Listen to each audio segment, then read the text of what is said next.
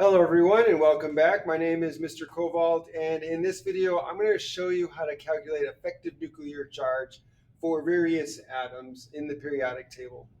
So let's get into this. So you'll see on the board a very weird looking periodic table. Sorry, I couldn't line everything up exactly. I wanted to show the sizes of the atoms and things like that. So what I have here is the first couple of periods or rows in the periodic table. And here I have the beginning of the first column or group of atoms. So this is group one. I have them numbered up here: group one, group two, group three, four, five, six, seven, and eight. Um, so the groups are kind of skewed because of the size of the atoms. So this would be the group one, or I'm sorry, group two. This is group three going down this column here. For this would be four, five, and group six. And I didn't have enough space for seven and eight. But imagine that seven and eight would also follow the same pattern. Okay, so in this video, I just want to calculate or show you how to calculate the effective nuclear charge of each atom um, that the electrons are going to feel. So this is the equation that you would use to find the effective nuclear charge. So let's remind ourselves what effective nuclear charge is. The effective nuclear charge is the charge that the valence electrons are feeling due to the shielding of the core electrons. So remember, the core electrons is canceling out some of that attractive force of the nucleus because the negative electrons are pushing away the other negative electrons. So that's canceling, that repulsive force is canceling some of the attractive force.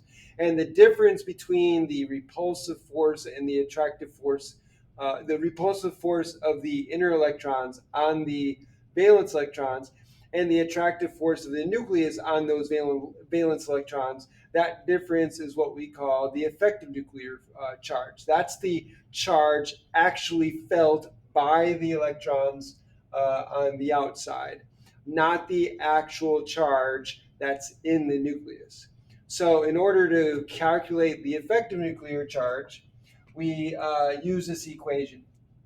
So, the effective nuclear charge, Z sub F, ZF, the effective nuclear charge is equal to the actual nuclear charge, which is the total number of protons in the nucleus, which is basically the atomic number. So that atomic number minus the number of shielding electrons, and that's the number of core electrons, because the core electrons are the electrons that are shielding the valence electrons. So basically, the formula is the effective nuclear charge is equal to the atomic number minus the number of core electrons you have in your atom. So let's go ahead and use that, and we'll calculate the effective nuclear charges of each of these atoms. So I'm going to use red to identify the effective nuclear charge. So for lithium, lithium has an atomic number of 3. So that's 3 protons. So the Z effective, if I do it here, Z effective would be equal to 3, the actual charge, the number of protons in the nucleus, which is the atomic number, minus the number of core electrons. So here we have 1, 2 core electrons. So we're going to subtract 2, and that's going to be equal to a plus 1. So this would be the effective nuclear charge felt by the valence electrons in lithium. So let's go ahead and mark that with a plus 1. So we'll do plus 1, that's going to be the effective nuclear charge. So if we go ahead and do the next one, it's the exact same thing. So for beryllium, we have 4. The atomic number is 4. So here, we're going to put a 4 for the atomic number. So that's the positive charge in the nucleus. And we're going to subtract out the core electrons. Again, the core electrons is 2, right? So here we're going to subtract out 2, and that means that the effective nuclear charge felt by the electrons is going to be a positive 2. So the valence electrons here are going to feel an effective nuclear charge of a plus 2. Now, let's keep going. So boron has an atomic number of 5. So we're going to take 5, which is the atomic number. So it's the atomic number 5 protons, minus the shielding electrons, which again are these inner electrons. So that's 2 again. So we're going to subtract out 2, and that's a plus 3. So the effective nuclear charge felt by these 3 electrons is a plus 3 effective nuclear charge. And we just keep going. And this is how you calculate the effective nuclear charge. So again, I just want to remind you that the effective nuclear charge calculated by this equation is a simplistic view of effective nuclear charge. It's not going to be exact whole numbers because there is penetration going on.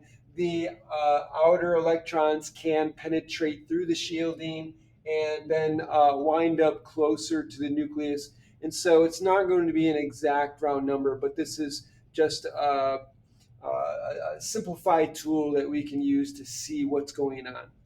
Okay, so here for carbon has 6, an atomic number of 6, so it has 6 protons.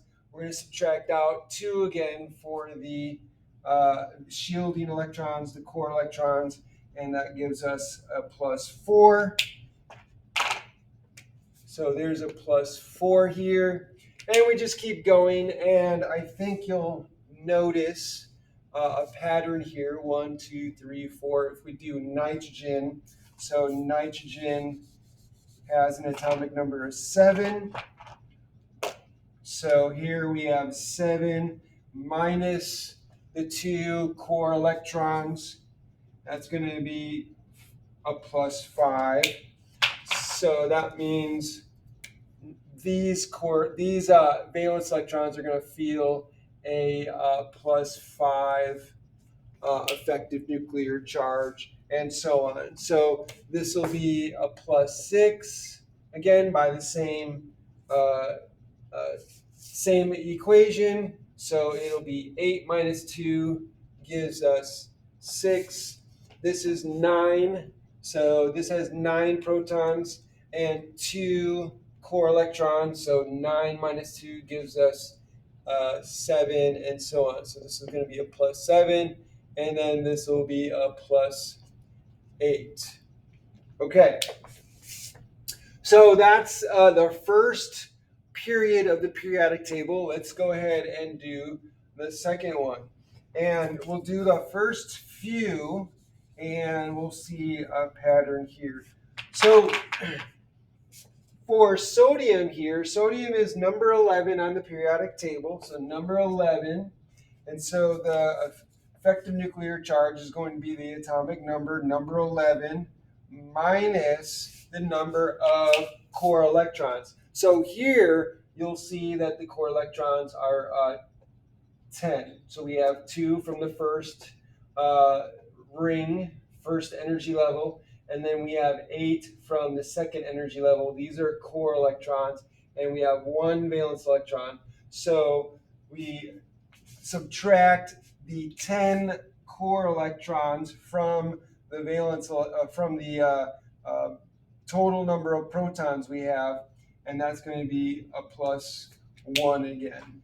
So here this will be a plus 1 effective nuclear charge. So effective nuclear charge of plus 1 for sodium. Let's go ahead and do magnesium now. So magnesium has 12 protons. Its atomic number is 12, so we're going to put 12. And again, there's 10 core electrons, 2 in the first ring and 8 in the second one. So we're going to subtract out 10. And you'll notice again that we have a +2 effective nuclear charge. So again, this is going to be +2. Let's go ahead and do aluminum. So aluminum has an atomic number of 13, so that's 13 protons. So 13, and then we're going to subtract out the core electrons. Again, the core electrons is 10, 2 from the first energy level, 8 in the second energy level. And so we're going to subtract out 10. And so therefore, it's going to be a +3. So we're going to put +3 for the effective nuclear charge there. And let's do one more. I think you see a pattern here. So for silicon, we have 14, atomic number 14, 14 protons. Subtract out the core electrons, which is 10 again. And that's going to be a +4 effective nuclear charge. And so that's a +4 effective nuclear charge. So reminding ourselves that why is this the effective nuclear charge? Well, because the nuclear charge is actually 14. So there are 14 protons in the nucleus.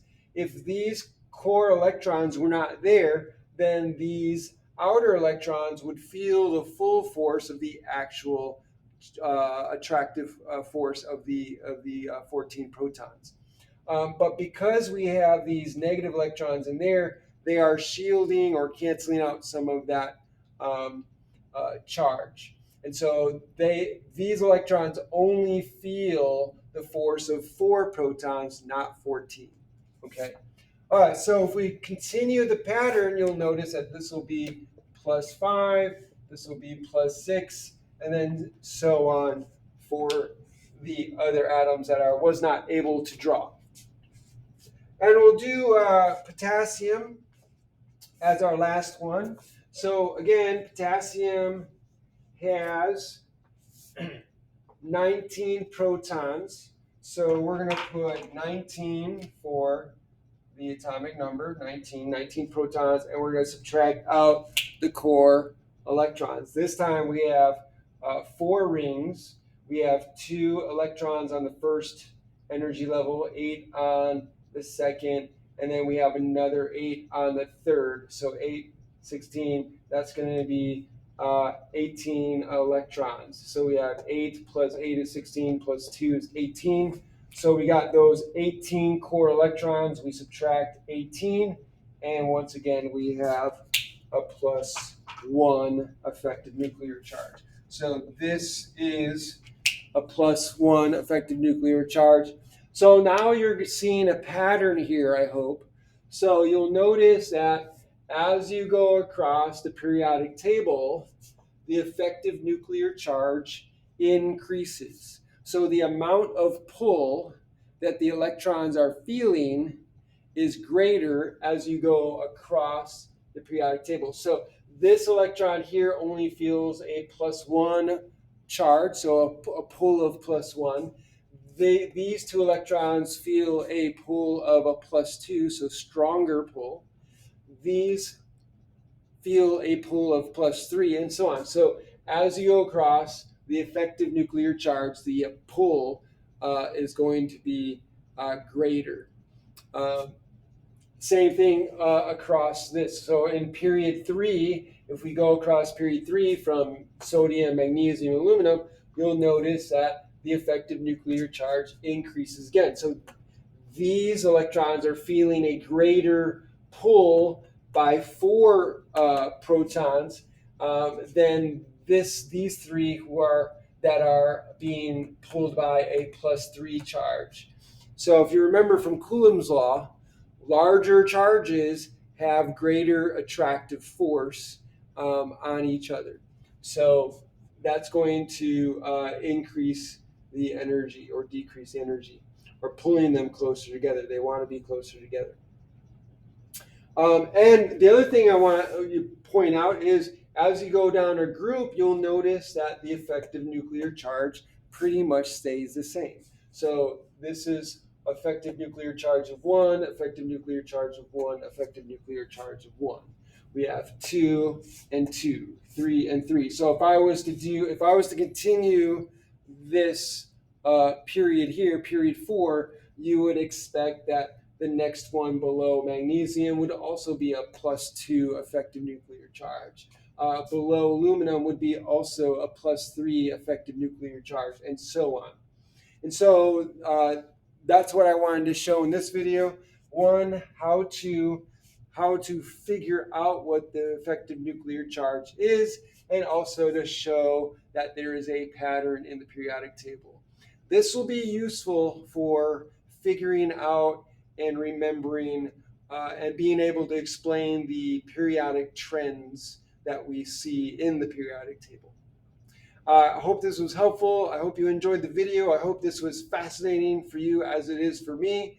Please like my video, smash the button, hit the notification bell, subscribe to my channel so you can be notified of other videos I put out. Put a comment in the comment section below. Let me know what you think and ask me any questions you want. Thank you very much for joining me, and have a great day.